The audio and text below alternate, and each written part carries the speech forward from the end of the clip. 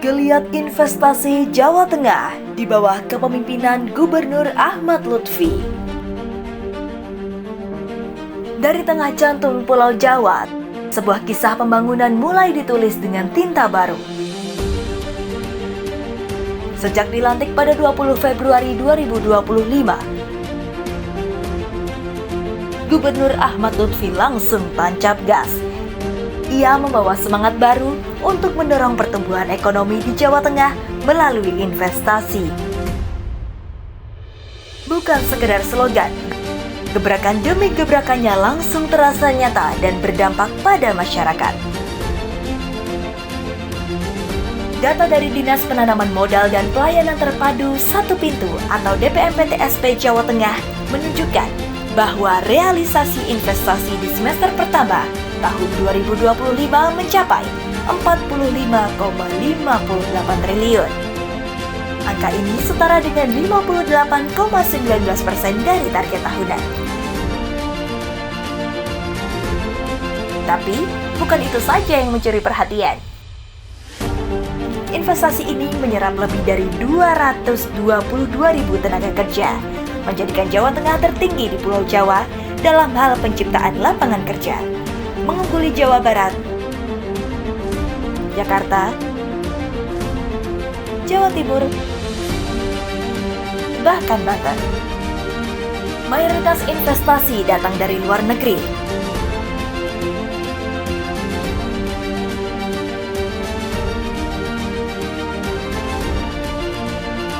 Penanaman modal asing atau PMA tercatat 25,63 triliun atau 56% dari total investasi. Sementara investasi dalam negeri menyumbang 19,95 triliun atau 44%. Dampaknya, tak kurang dari 59.100 proyek baru bermunculan di seluruh penjuru provinsi. Tak hanya industri besar, sektor mikro dan kecil pun ikut tumbuh. Pada semester pertama tahun ini saja, investasi usaha kecil dan mikro di Jawa Tengah menembus 10 triliun.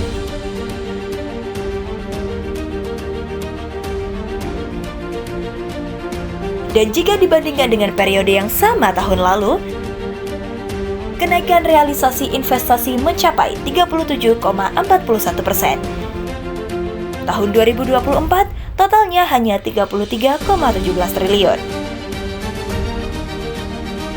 Kabupaten Demak mencatat nilai investasi PMA tertinggi mencapai 5,93 triliun.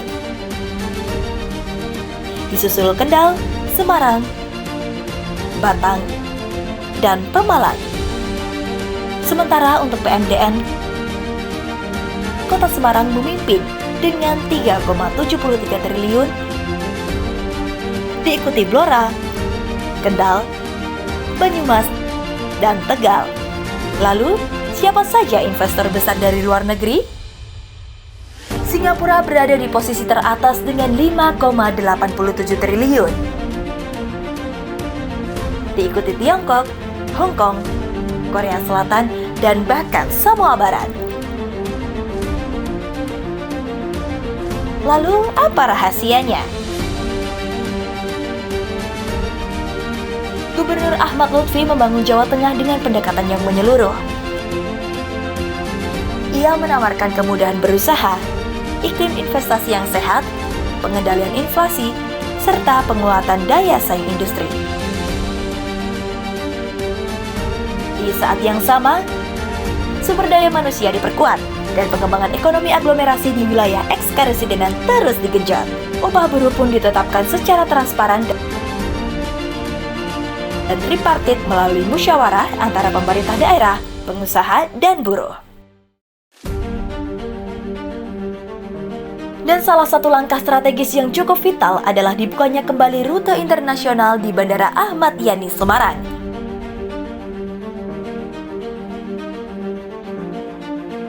Bandara ini kini kembali menjadi pintu gerbang utama perdagangan di investasi global menuju Jawa Tengah. Pemerintah Provinsi Jawa Tengah juga tak lupa pada kekuatan akar rumput. Sektor UMKM dan koperasi tetap menjadi motor penggerak ekonomi daerah.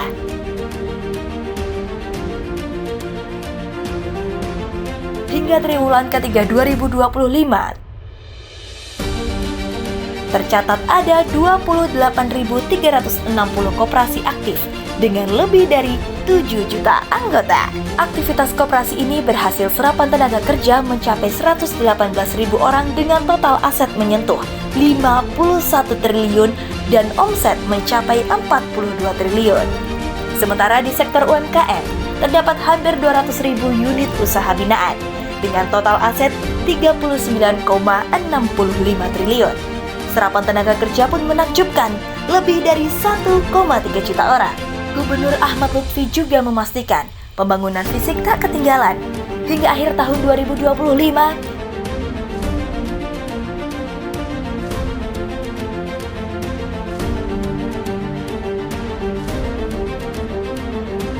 ,94% jalan provinsi ditargetkan dalam kondisi mantap, sehingga sarana transportasi dan distribusi pun semakin efisien.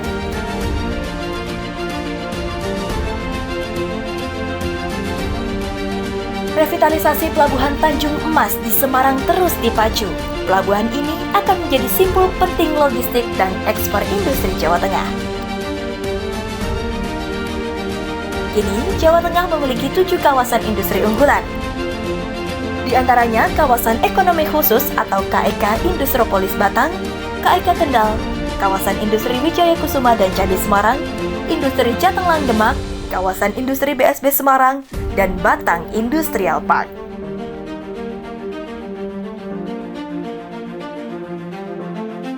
Gubernur Ahmad Lutfi juga mendorong kerjasama pemanfaatan atau KSP kawasan industri, melibatkan BUMN,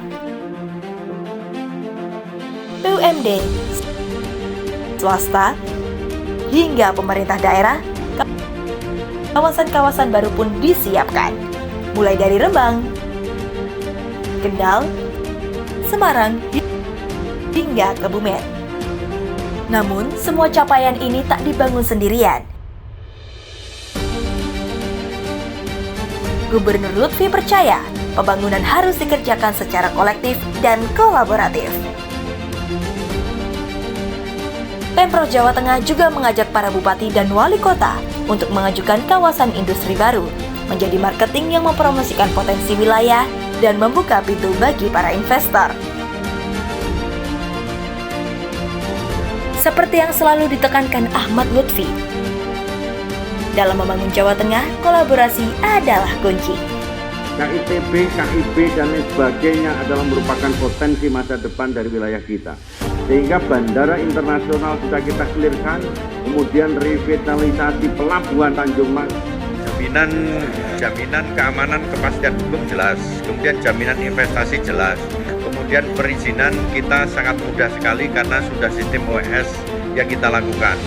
Dan yang keempat yang tidak kalah pentingnya, lahan kita cukup, kemudian sumber daya manusianya kita adalah berlimpah, kemudian upah terkait dengan kegiatan masyarakat yang sangat kompetitif. Ini yang memberikan menarik investasi di tempat kita. Sehingga ke depan tidak ada lagi investasi yang tidak tertarik di wilayah Jawa Tengah. Rugi kalau nggak investasi di Jawa Tengah, itu sampaikan.